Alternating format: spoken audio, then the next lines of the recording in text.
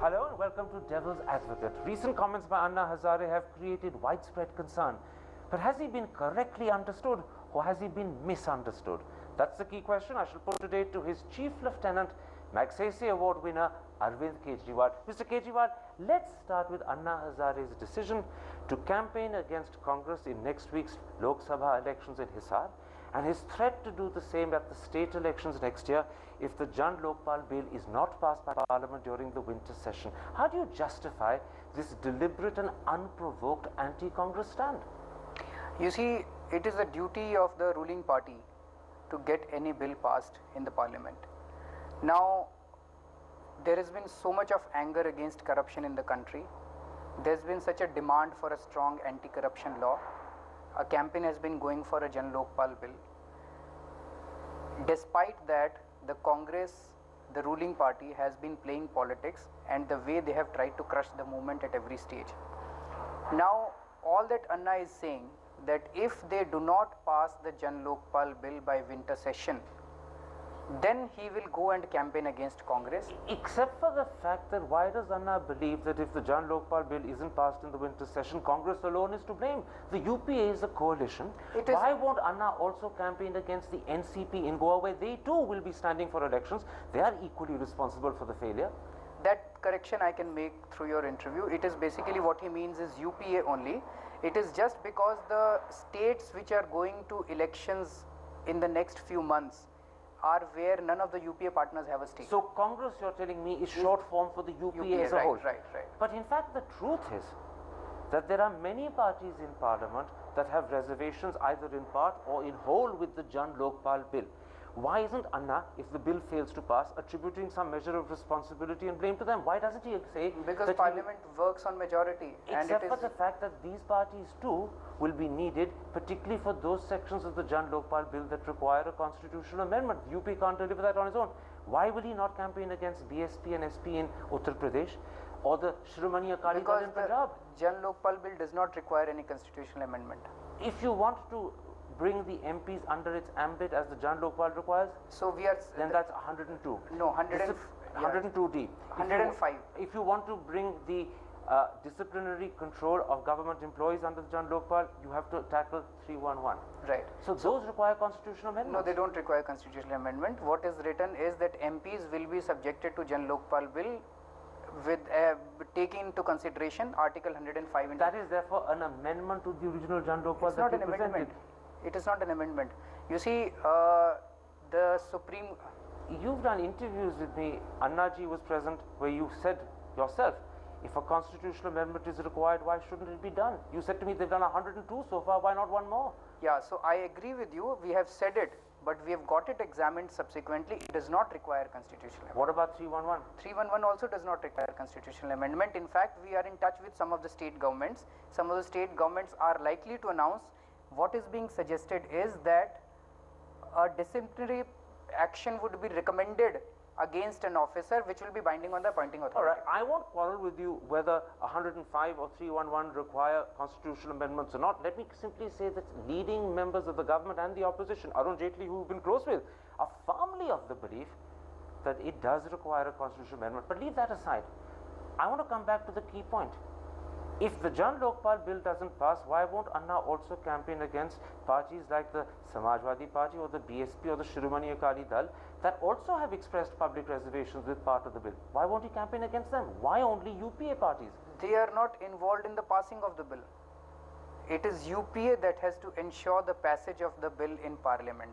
So if UPA does not pass this bill, Anna campaigns depending upon how you do the numbers, the UPA may well need BSP and SP support. Many times in the past when UPA numbers were tested, so UPA will do it, UPA will take the support. So then if the BSP doesn't give support, why not also say you campaign against BSP? Why exclude them? So I don't think UPA, you see, it is the duty of the government, as we said, it is the duty of the ruling party, ruling coalition, it is the duty of the government to get any bill passed in Parliament. So the thing but is the ruling coalition, if it doesn't have the numbers on its own, it has the numbers in Lok Sabha. Like BSP and SP. It has the numbers. Well, that's a moot point. People have done their calculations many ways. Let's not go into that. I'm putting to you a simple proposition. If the BSP and the SP numbers are necessary and they are not available to the UPA, will Anna then also campaign against them? Let us see, let them bring the law in Parliament. Let us see. It's very interesting. Let You're us- equivocating over BSP, SP. You're not equivocating over Congress or any UPA party. Why the difference in treatment? Because it is the duty of, it is not the duty of BSP to present the bill in parliament. It is not the duty of SP to present the bill in parliament. It is not the duty of BSP to get it passed in parliament. It is the duty of the ruling coalition to get the bill passed It's in a parliament. very narrow base upon is which not. you are building your It is- argument. Let me put this to you. People turn around and say, newspapers have said it, people in ordinary life are saying it, that this anti-Congress stand is proof, one, that Anna is now gently but steadily making his way into electoral politics, perhaps indirectly, but nonetheless he's doing it. Can you accept that? I don't know how you would say that. Because he's telling people who to vote for and he's telling people who not to vote for. That's a participatory role, even if he's not standing himself. But that is what every citizen ought to do. Except that Anna, Suppose isn't in my- every citizen, Anna has a role above politics. He's stepping down from that podium and mingling with the fray. That's the big change that's happening. So I can clarify if you give me 1 minute, right? In my colony, suppose my roads are bad and I go to the authorities 10 times and they don't repair the roads. I come back and I campaign for the ruling party saying that next time don't vote for this party because this party is not doing our job. Am I getting into electoral politics? Just 1 second. You're playing Similar- a role in telling people Just how 1 to second. vote. When Anna takes sides, and that's what he's doing, he's taking Anna sides is- against Congress, he's in danger of losing his credibility. Your credibility as a person who's a social campaigner is so different to Anna's, who's taken as an icon. Is that not a danger for you? I don't think so. That is exactly what I said. Anna is taking up a larger issue. Someone is taking up a road in his own locality. Anna is taking a larger issue of anti-corruption or corruption in this country. And Anna says that we need a strong Lokpal bill. And if you don't deliver a strong Lokpal bill, the country has waited for 42 years. Now, if you don't deliver a strong Lokpal bill, I would encourage people to vote you out of But power. you're not scared that this stepping into the electoral fray and taking sides against Congress may damage Anna's pristine On the credibility? contrary, the kind of feedback that we are getting is that the people say that this is the right move. All right, let me then bring up a second issue. Anna Hazare has declared that he will be campaigning against the Congress candidate in Hisar because the Congress leadership has not given him a letter supporting the Jan Lokpal bill. But he's, by implication, quite clearly not campaigning against the other two candidates, despite the fact that they come from parties and families that are riddled with corruption. Isn't that a contradiction for a man who's a fighter against corruption? As I said, this entire campaign is on Jan Lokpal bill. It's on corruption more than anything else. I'm coming to that. I'm coming to that. Allow me to speak. Now, as far as Hisar is concerned, I had gone to Hisar. We had a meeting of about 40 to 50 important citizens in Hisar, and it was decided in the coming issues, how do you make Lokpal into an issue? So if you ask all the candidates that you give it in writing, all the candidates will give it to you. So please ask the party presidents to give it in writing. I take your point. You Just worked one out the second. strategy. I'm putting to you that the consequence of your strategy now the is you're consequence of- ending up not campaigning against two candidates who come from parties and families what is Anna's riddled call? with corruption. Anna's call is don't vote for Congress, but when you are voting for the others, look for a candidate जो चरित्रवान है, जो ईमानदार है. He's not saying vote for this or But vote for why is that. Anna not recognizing the obvious taint of corruption that hangs over the families and parties that represent the other candidates and speaking out against it? He is not giving a character certificate to each of the candidates that this guy is bad, don't vote for him, this guy is bad. It is for the local people to do it. I'll take that as your answer, but I'll point out to you that many will think it's very dubious, and once again, it's equivocation with principle rather than a stand that's firm. Let me put something else to you. Right. Anna Hazare has decided to campaign against Congress because they haven't given a letter supporting Jan Lokpal, but at the same time, he's allowed himself to be either misled or worse still, fooled into believing that the BJP supports the Jan Lokpal bill.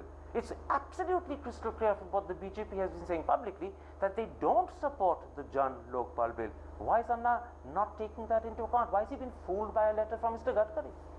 You see, the letters, whether a particular political party would actually deliver or not would be proved in the parliament.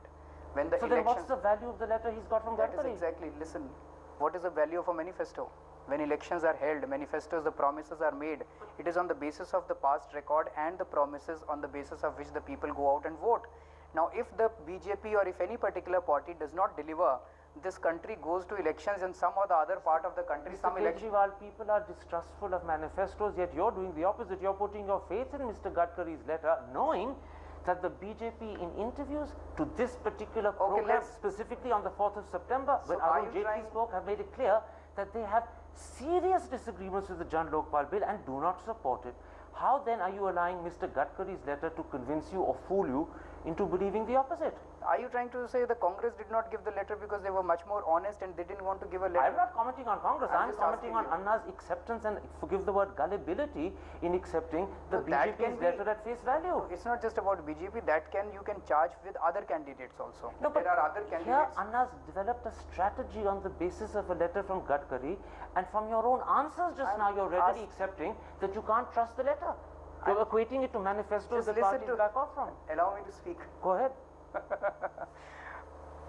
You can put the same charge against the other candidates also. There are other candidates also who have given it in writing that they support Jan Lokpal bill, etc., etc. You can put the charge against that also, them also.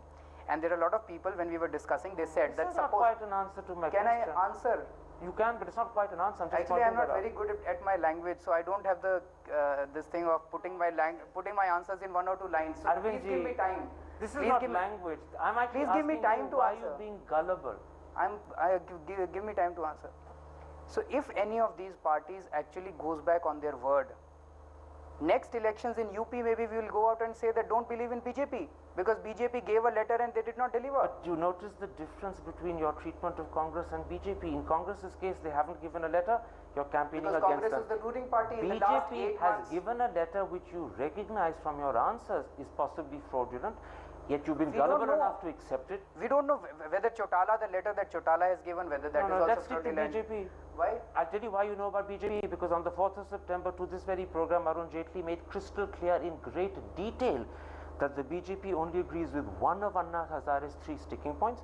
And beyond that, the BJP disagrees and does not accept the Jan Lokpal formulation for handling the higher judiciary, for handling MPs, for disciplinary control over government employees, for the appointment mechanism, for power to tap phones, and even possibly over the CBI. So how can you then accept Gadkari's letter, which says to you, we support the Jan Lokpal, when Arun Jaitley's made it clear that there's a range of problems they have with the Jan Lokpal? This is why I asked.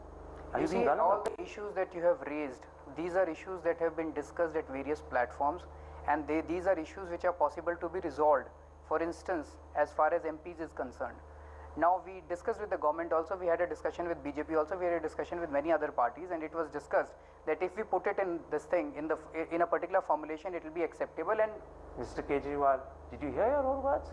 All the issues that you've raised are issues that can be resolved, meaning they have to still be resolved. Therefore, at this moment, they are not resolved, and therefore, at this moment, the BJP has problems until you resolve them. Yet, you've accepted Gadkari's letter claiming he supports the Jan Lokpal. Your own answer shows that you can't believe that Gadkari is correct and true, yet you're accepting it. So it is only, you see, Gadkari's letter is right or wrong cannot be decided in Karan Thapa's show. It has to be decided on the floor of Parliament. You have to have a basis for trusting and believing, and I'm putting to you, you have no basis for that. Depending on the letter, I'm not depending on Karan Thapa's show. So you're taking it at face value, even though you know. Right now, I'm taking at face value because even though you have good reason to distrust it, because you have Arun Jaitley on this program pointing out the differences. So how do I say that Arun Jaitley was right and Gadkari is not right, or Gadkari was right or Arun Jaitley, because it was your program, so you tend to believe that your program is right. I'll leave that. Let the audience. Just 1 second. Let me, please allow me to speak. What I'm trying to say is that if any of these parties actually go back on their words, at least first give it to us in writing, give the people in writing, make a commitment as a manifesto. I think it's only fair that the audience. Congress has not even done it. I think it's only fair that the audience should hear your answer. I've pointed out what I think are problems with it, but it's right and fair the audience should hear your answer and judge for themselves. Let me come to a third worrying point. Anna Hazare once again is saying that Parliament must pass his Jan Lokpal bill in the winter session and none other. I put it to you that this is not just disregard, it is defiance of Parliament's right to pass whatever bill it deems fit. How do you justify this demand? You see, these discussions have already been going on for quite a long time. The Jan Lokpal bill has been drafted after large number of consultations, And at Ramlila Maidan also we had been saying that whoever wants to have a discussion is most welcome on the stage, and let's have a discussion on But that. you're denying Parliament the right to pass a bill different to the Jan Lokpal one. We are making a demand of the Parliament. We can't direct the Parliament. Well, making As a citizen, demand of Parliament is pretty close to giving a direction if you threaten to go on a fast yet again. as a citizen, he has every right to say that this particular law is good and this particular law should be passed, and this law is not passed, I will protest. He is doing it. He is doing it. If the people accept it, the people will accept it. Can I If the put people a don't accept simple litmus test question to you? Does Anna Hazare accept and honor the right of Parliament to pass a strong Lokpal bill, but which may be in very significant respects different to his Jan Lokpal? He has already said that if there are good suggestions, they must be incorporated. And if after the passage of the bill, he feels that it was changed and it has been changed for the better, he may accept it. If he still He just may accept it. He listen still to me. reserves the right to Of course, reject he it. reserves the right as a citizen. So he's putting himself above Parliament. No, It of sounds course like he is it. putting himself above. Every citizen is above Parliament. Let me just caution you. Every citizen is above Parliament, and citizen has a right to say that the Parliament has not done. In your eyes, therefore, the supremacy of Parliament is not final. No, it is not. The citizens are supreme, more supreme than the Parliament. So you're saying It to is me, there in the So you're Constitution. saying to me that Anna We, the Hazare people- is knowingly putting himself above Parliament. Anna Hazare, every citizen of this country is more supreme than the Parliament. Every citizen is. All right. I think the Constitution of the India says that. Let's leave it there. Once again, let the audience decide how to respond to that answer. I'm going to take a quick break and come back and talk to you about reports in the papers that there are serious differences between you and Prashant Bhushan and Anna Hazare. Are they true or are they manufactured and malicious? We'll be back in a moment's time. Don't go away.